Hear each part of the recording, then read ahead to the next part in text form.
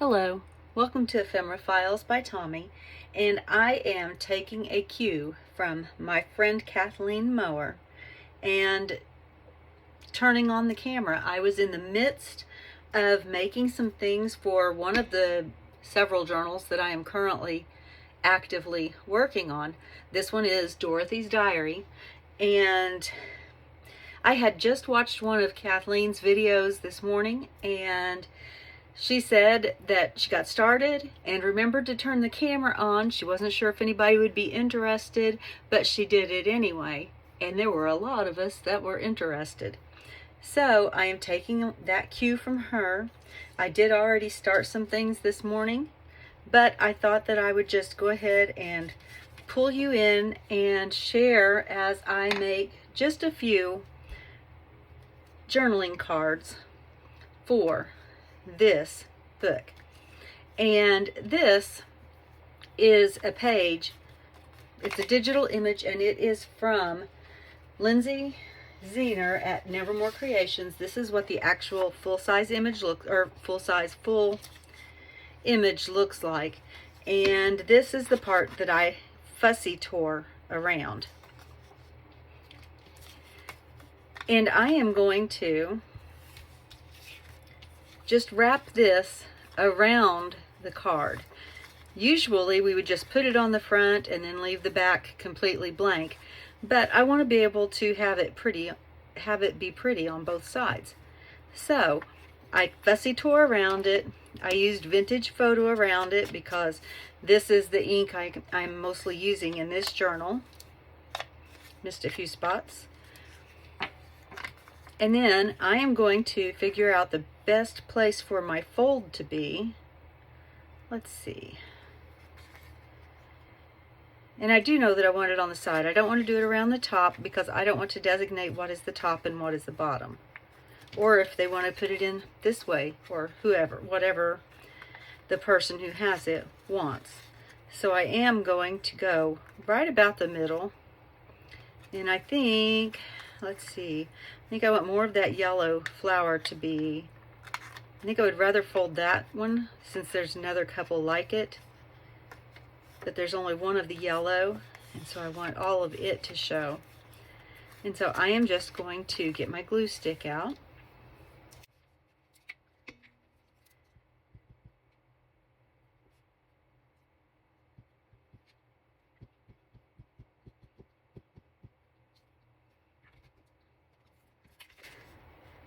Then I'm going to put that right about where I had it.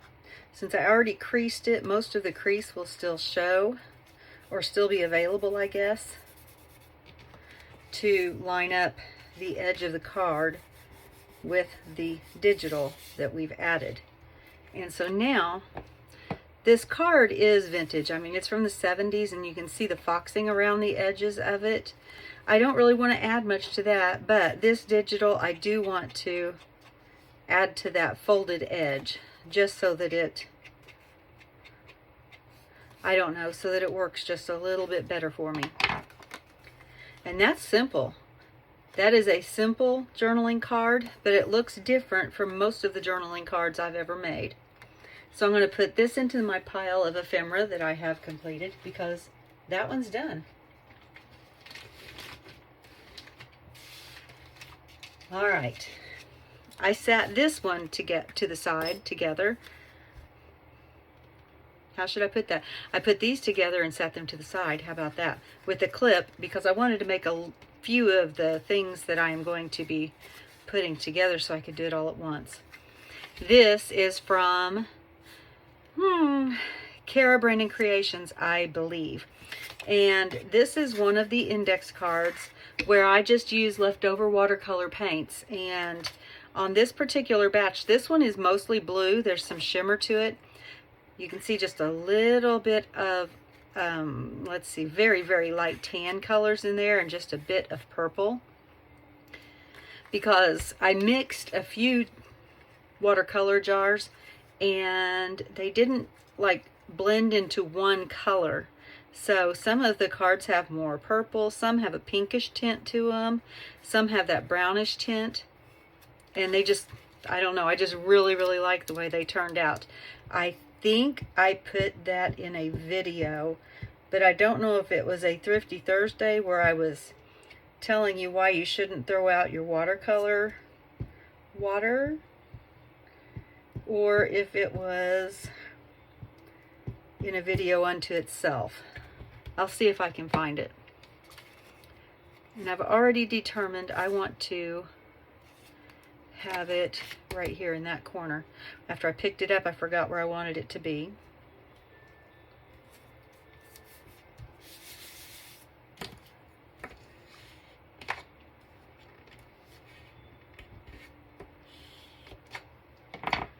And I'll cut this out.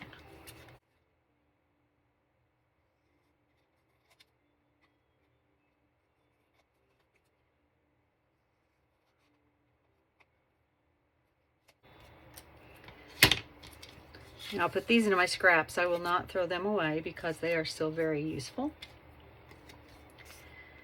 And I will,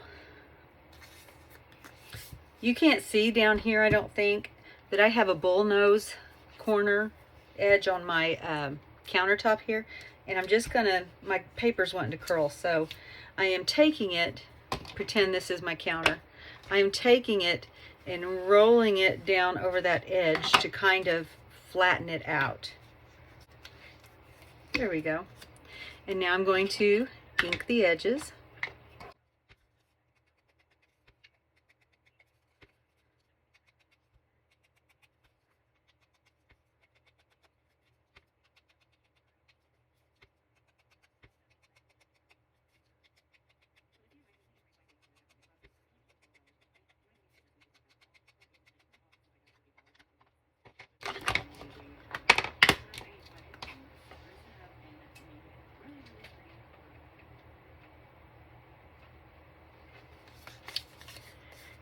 And there is that base. I will probably come back and embellish on the front. I don't like to just make, there you go, cards, but sometimes I do. Sometimes I make them and they turn out just fine. And then this little card, this is from Kara's, one of Kara's kits. This is a, oh, it's a Project Life, or it's a Tim Holtz. It looks like a Tim Holtz card. It is a 3 1/4 by almost 2 1/4 card.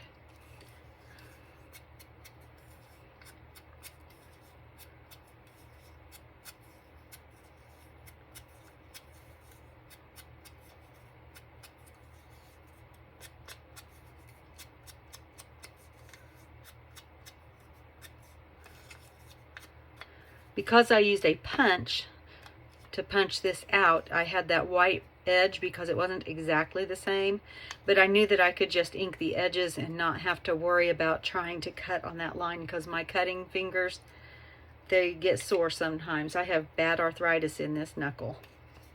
So there's a tip. You can use your punches. If you have punches that big, don't worry about the white edge. Just use some ink and cover it up. Or if you're better than me and you can line it up better, you would have a perfect accent ring around it, looking like you did it on purpose.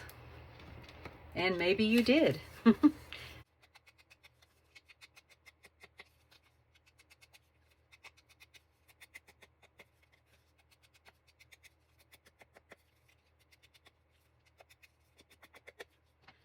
Okay, I don't always ink everything, but this journal is made from a book that was given to somebody in 1918. I think it was written in 1917, but I think maybe I covered up the page that had the date, but I know it was older than 1918.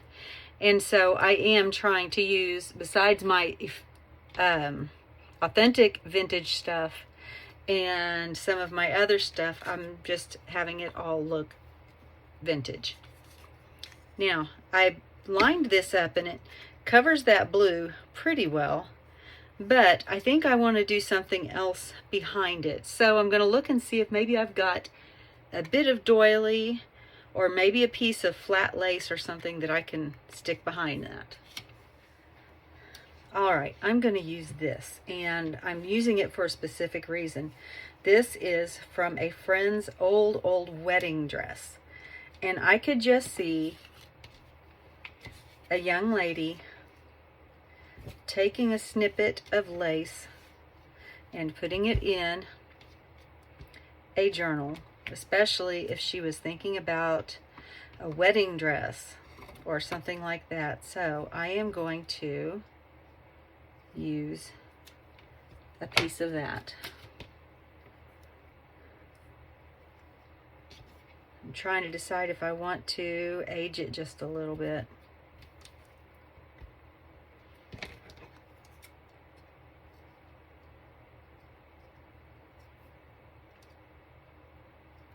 I'm going to round that corner some.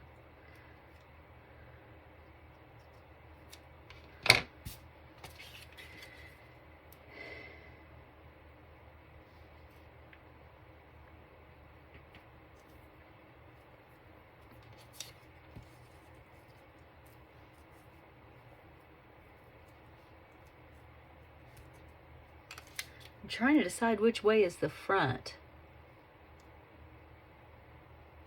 because there's a raw edge from this piece and there's a raw edge from that piece of lace.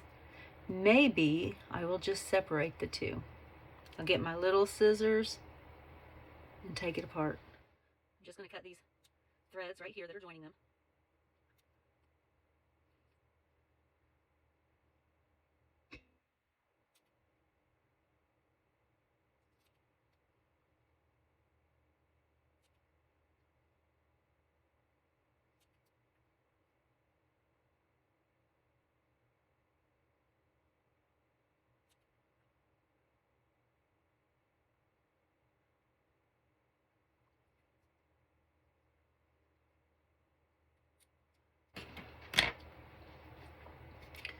All right, got those apart. Now, do I still want to use this piece since I cut the edges off of it?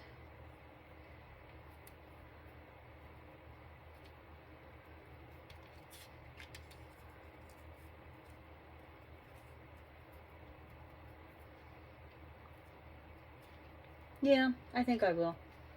I'll just set this over to the side with scraps. I am going to use the ink to kind of knock the white back and some of the blue so it won't be so noticeable if I don't get it. Of course, that's going to be covered. I just needed to concentrate on the edges. Oh well.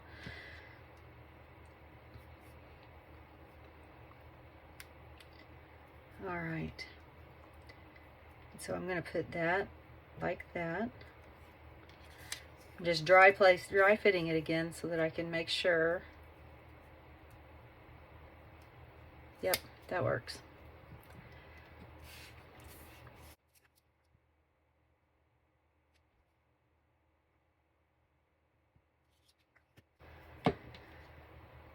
And I'm using my glue stick because this is netting, and I think that my Fabri-Tac would just show too much, but the glue stick will grab just enough. And I left that part loose up there just for a little dimension. And I will use my Fabri-Tac on the tag.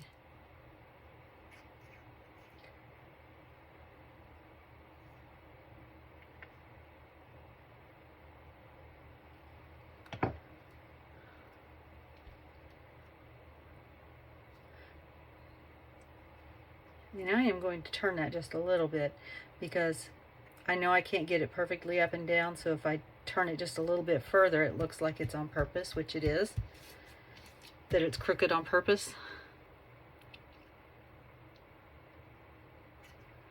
It's better to make something look wonky on purpose than for it to look wonky by accident. All right. Wonder.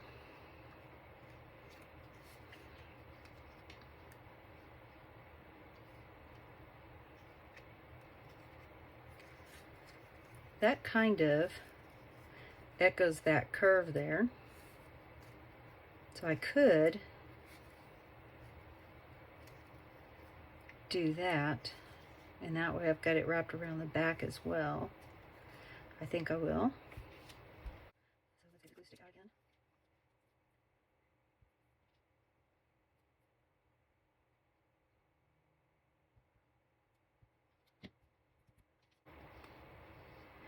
Okay, so how did I have that? Like that. So like that. Yes, I think so. That's how it is now anyway. All right.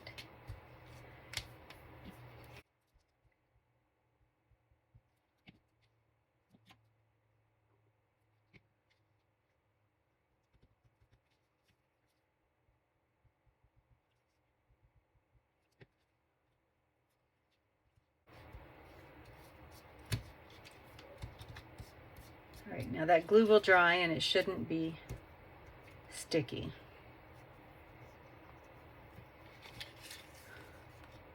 If it does tend to be a little sticky, I will just come through with some of my non-stick powder and fix it. All right, so I like the way that one turned out too.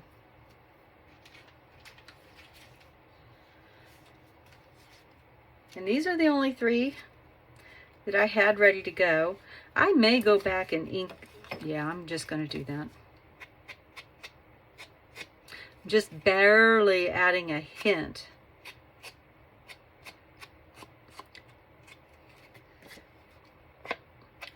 Just because I can see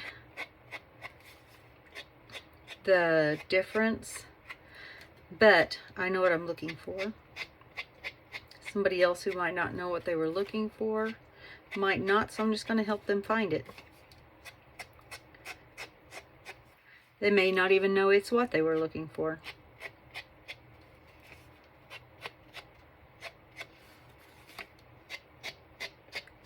And like I said, I'm just barely adding to that original aging with the ink. There, that's better. All right, so there are just 3 journal cards that I've made for the Dorothy's Diary journal I am working on. I will share some more of my process and projects and stuff as I go along. And thank you for joining me today. As always, be kind. Bye.